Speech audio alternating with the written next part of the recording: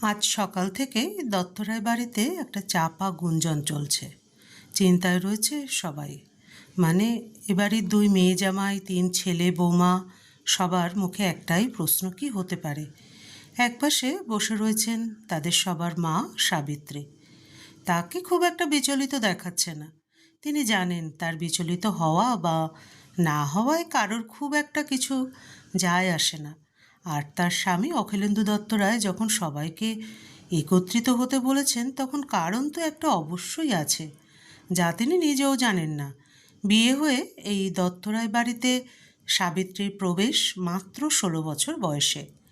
চিরকালের চাপা শান্ত স্বভাবের সাবিত্রী নিজ গুণে শ্বশুরবাড়ির সকলের মন জয় করে নেন।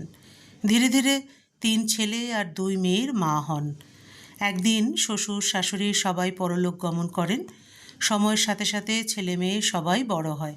কালের নিয়মে তাদেরও বিয়ে হয়। 2 মেয়ে জামাই ভালোই আছে তাদের ছেলে মেয়েদের নিয়ে।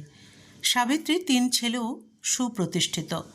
নিজেদের পছন্দ মতো মেয়ের সঙ্গে তাদের বিয়ে দেন সাবিত্রী ও তার স্বামী অখিলেন্দু। ছেলেদেরও একটি করে সন্তান।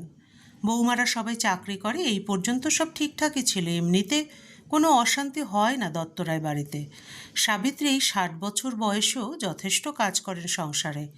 আসলে 2 মেয়ে মাঝে মাঝে আসলেও নিজেদের শ্বশুরবাড়িতে সবই করতে হয় বলে এখানে একটু বিশ্রামে থাকে, আর বৌমারা সবাই চাকরি করতে বেরিয়ে যায়।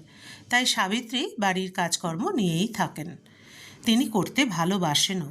কেবল মাঝে মাঝে বয়সটা বিশ্বাসঘাতকতা করে। কত কিছু তিনি এ বাড়িতে শিখেছেন, শেখেননি শুধু তর্ক করতে, মিথ্যে বলতে। তাই যখন জানতে পারেন ছেলে মেয়েদের মধ্যে কেউ বা বৌমাদের মধ্যে কেউ মিথ্যে বলছে, খুব কষ্ট পান।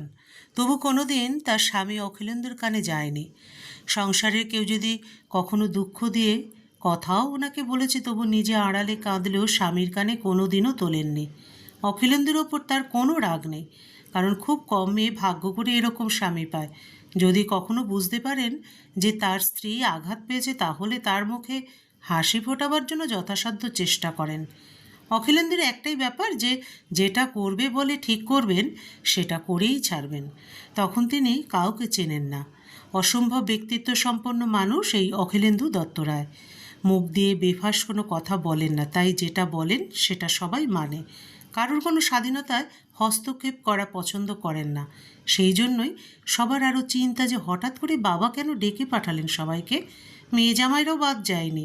সম্পত্তির ব্যাপারে হতে পারে, আবার কেউ ভাবছে অসুখ বিসুখ নাকি। নিজেদের মতো আলোচনায় মগ্ন সবাই। শুধু সাবিত্রীর চিন্তা অন্য জায়গায়। তিনি তার স্বামীকে চেনেন। হাত পেতে কিছু চাইবেন না কখনোই। তাহলে কি এমন কিছু ঘটতে চলেছে যা কিনা খুব চিন্তার? যাই হোক, ভাবনায় আর বসে না থেকে সবাইকে খেতে দিলেন। সবাই নিজের মতো খেয়ে নিল। কেউ জানতে চাওয়ার প্রয়োজন বোধ করলো না যে মা খেয়েছে কিনা। খাবারটা নিয়ে স্বামীকে দিতে গেলেন। তখনই অমলেন্দুর ভারী কণ্ঠস্বর শোনা গেল, দাঁড়াও সাবু। নাতি নাতনিরা সবাই ঘরে খেলছে। যারা ছিল সবাই যে যার জায়গায় বসলো। সাবিত্রীও বসলেন গিয়ে। অখিলেন্দু বলে উঠলেন, এতক্ষণ নিশ্চয়ই সবাই ভাবছিলে যে টাকা পয়সা সম্পত্তি এসবের জন্য আমি সবাইকে ডেকেছি, কিন্তু পুরোটা শুনলে বুঝতে পারবে যে বিশেষ একটা কারণে সবাইকে এখানে আসতে বলেছে। আমি একটা সিদ্ধান্ত নিয়েছি। বড় ছেলে অনুরাগ কিছু বলতে যাচ্ছিল। আমি যতক্ষণ কথা বলবো আমি চাই না ততক্ষণ কেউ কথা বলুক। বলা হয়ে যাক, তখন দেখা যাবে। সবাই এই ওর দিকে তাকায়। অখিলেন্দুবাবু বললেন, আসল কথায় আসি। আজ আমি সকলের ভালোর জন্য একটা সিদ্ধান্ত নিয়েছি। এই বাড়িতে আজ থেকে সবাই স্বাধীন থাকবে। কারোর ওপর জোর করে কোনো রকম কিছু করা হবে না। নিজের ইচ্ছাতে যার যেটা ভালো লাগে সে সেটা করবে। যেমন অনুরাগ, অনুপম আর পরাগ তোমাদের ইচ্ছে মতো থাকতে পারো। যখন যা ইচ্ছে খাবে। ইচ্ছে হলে বাইরে বৌমাদের নিয়ে বেড়াতে যাবে। বৌমারাও ইচ্ছে হলে কোথাও নিজেরা বেড়াতে যেতে পারে। অহনা ও ইন্দ্রিলা, তোরাও তোদের ইচ্ছে মতো আসবি যাবি, কারোর কিছু বলার থাকবে না। কোনো রকম বাধা কেউ দেবে না। সবাই মোটামুটি একসাথে বলে ওঠে, বাবা এইগুলো বলছো কেন? আমরা তো সবাই এই বাড়িতে স্বাধীন। নিজেদের ইচ্ছে মতো চলছি। ছোট ছেলে পরাগ বলে উঠল, বাবা বোনেরা আসলে নিজের মতোই আসে থাকে, আর তোমার বৌমারাও তো স্বাধীন। নিজেদের ইচ্ছে মতোই চলাফেরা করে। তুমি বা মা কখনো কিছু তো বলনি, তাহলে আজ নতুন করে এসব কেন কথা উঠছে? অখিলেন্দুবাবু বললেন, আমি প্রথমেই বলেছিলাম যে আমি কথা শেষ করার পর কথা বলতে। প্রথমত পুরোটা শুনতে চাইছো না, দ্বিতীয়ত নিজেদের মতো করে ভেবে যাচ্ছ। হ্যাঁ, যা বলছিলাম, তাহলে তোমরা প্রত্যেকেই স্বীকার করে নিচ্ছ যে তোমরা স্বাধীন। আমাদের দুজনের দিক থেকে কখনো কোনো বাধা আসেনি। সকলে একসাথে মাথা নাড়িয়ে সায় দেয়। তাহলে বাকি থাকলাম আমি, যে কিনা অবশ্যই স্বাধীন। আমাকে বাধা দেওয়ার মতো আজ আর কেউ নেই। আর থাকলেও সাবিত্রী, অর্থাৎ তোমাদের মা। এখন থেকে যতক্ষণ আমি কথা বলবো কেউ একটা কথাও বলবে না। প্রথমেই বলেছি যে আজ থেকে সবাই স্বাধীন, তার মানে অবশ্যই তোমাদের মাও স্বাধীন। সাবিত্রী অবাক হয়ে স্বামীর দিকে তাকিয়ে থাকেন। মা তোমাদের মতোই স্বাধীনতা ভোগ করবে। ইচ্ছে হলে রান্না করবে, ইচ্ছে হলে করবে না। অহনা ও ইন্দ্রিলা যেমন আসবি, কিন্তু এখন থেকে তোদের মা কিছু করবে না। ও এখন সেটাই করবে যেটা ওকে আনন্দ দেবে। এরকম নয় যে তোরা আসলেই তোদের মাকে দিয়ে জামাইদের জন্য একগাদা খাবার রান্না করতে হবে, আর এতে তোদের সম্মান চলে গেল কি না সেটা তোরা ভাববি। মা যদি ভালোবাসে কিছু করে সেটা তো আলাদা, কিন্তু এক ফোঁটা হাত পা না নেড়ে বসে বসে তোরা খালি অর্ডার দিয়ে যাবি আর তোর মা খালি 22টা পদ রান্না করে যাবে, সেটা আর হবে না। এবার আসি বড় খোকা, মেজ খোকার ছোট খোকার কথায়। যখন তখন তোমাদের অফিস থেকে বস বা কলিগরা আসবে, পার্টি হবে, কোনো অসুবিধা নেই। কিন্তু মা তো স্বাধীন, তাই মা ইচ্ছে হলে কিছু একটু করবে, না হলে নিজেরা ব্যবস্থা করবে। মা কিন্তু বাধ্য নয় সবার সব দিক দেখার জন্য।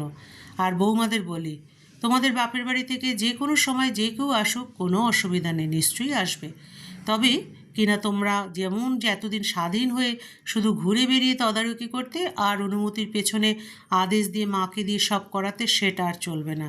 মা তো স্বাধীন, তাই মা কার জন্য কি আপ্যায়ন করবে সেটা এবার থেকে মা নিজেই ঠিক করবে। আর এই ব্যাপারে ও কখনো ভুল করতেই পারে না। তোমাদের মনে হতে পারে যে হঠাৎ এতদিন পর আমি কেন এসব বলছি। এতদিন বলিনি কারণ ভেবেছি সবাই নিজেরা বুঝতে পারবে যে মায়েরও ইচ্ছে অনিচ্ছে বলে একটা জিনিস আছে। তারও শরীর খারাপ হয়, তারও এতজনের জন্য তদারকি করতে কষ্ট হয়। এতদিন আমি বলিনি, তার একটা বড় কারণ হলো যে কাজ করলে সাবিত্রী নিজেই ভালো থাকবে, শরীর মন ভালো থাকবে। কিন্তু যখন দেখলাম জীবনের এই সময়টাতে আমি একটু তোমাদের মায়ের সাহচর্য চাইছি, ও চাইলেও বাধা পড়ে যায় তোমাদের কারোর না কারোর ইচ্ছের কাছে, তখন ঠিক করলাম ওর শরীর মন কিভাবে ভালো থাকবে সেটা না হয় সাবিত্রী নিজে স্বাধীনভাবে ঠিক করুক। আমরা তো সবাই এখানে স্বাধীনভাবে সব কিছু করি, তাহলে সাবিত্রী নয় কেন? শুধু মা বলেই সারা জীবন ওকে পরাধীন থাকতে হবে কেন? আমরা যদি স্বামী সন্তান হয়ে পরাধীন না হই, তাহলে সাবিত্রী মা হয়ে পরাধীন হবে কেন? আমাদের যদি রান্না করতে ইচ্ছে না হয় করি না, কিন্তু মায়ের ভালো না লাগলেও জোর করে তোমাদের গেস্ট আসলে রান্না করতে হয়। তোমরা অফিসে যাওয়ার সময় পাতে পাতে খাবার, হাতে হাতে টিফিন চলে আসে। একবারও কি কেউ ভেবেছ যে সেই মানুষটাকে একটু সাহায্য করি? নাকি ভেবে নিয়েছ সাবিত্রী পরাধীন তোমাদের কাছে? আজ থেকে সাবিত্রী কারও দায়িত্ব নেবে না। যে পারবে করবে, পারবে না করবে না। কিন্তু সাবিত্রী এবার থেকে স্বাধীন, যখন খুশি যা খুশি ইচ্ছা সে করতে পারবে, যতটা ইচ্ছে করে ততটা করবে। সাবিত্রী চোখ থেকে যে জল বেরোচ্ছে তা ও নিজেও জানে না কেন বেরোচ্ছে। এখন আমি আর সাবিত্রী বেরোবো, বাইরে থেকে খেয়ে আসি। সকলের সামনে নিজের মতামত রেখে অখিলেন্দু সাবিত্রীকে নিয়ে সবার সামনে দিয়ে তার কাঁধে হাত রেখে বেরিয়ে যায়। এটা তুমি কি করলে? আমি কারোর কাছে মুখ দেখাতে পারবো না, সবাই ছি ছি করবে। আমি তো তোমায় কিছু বলিনি। কেন আমার মাথাটাকে নামিয়ে দিলে? সাবি, সারাটা জীবন তো সবার জন্য করলে, কখনো বাধা দিইনি। এত বড় সংসারে কখনো তোমাকে নিজের করে পাইনি, কিন্তু আমারও তো তোমার সঙ্গ লাভের ইচ্ছে হতে পারে। আগে বলেছ কে কী বলবে, এখন বলছো বয়স, তাহলে আমাদের চাওয়া পাওয়ার কোনো মূল্য নেই? আচ্ছা, সব স্বামী স্ত্রী যদি নিজের সঙ্গীর সাথে সময় কাটাতে চায়, তাহলে আমরা চাইব না কেন? শুধু বয়সের দোহাই দিয়েই কাটিয়ে দিলে সারাটা জীবন? আজ ওরা বড় হয়েছে, নিজেরা নিজেদের মতো করে কাটায়, তাহলে আমরা কেন আমাদের মতো করে জীবন কাটাতে পারবো না? বয়স হয়েছে বলে কেন আমাদের ইচ্ছেগুলোর বলি দিতে হবে?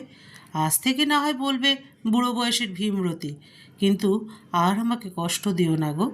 দুজন দুজনের হাত ধরে যেন পাশে থাকার শপথ নিল অখিলেন্দু আর সাবিত্রী। গল্পের সমাপ্তি এখানেই।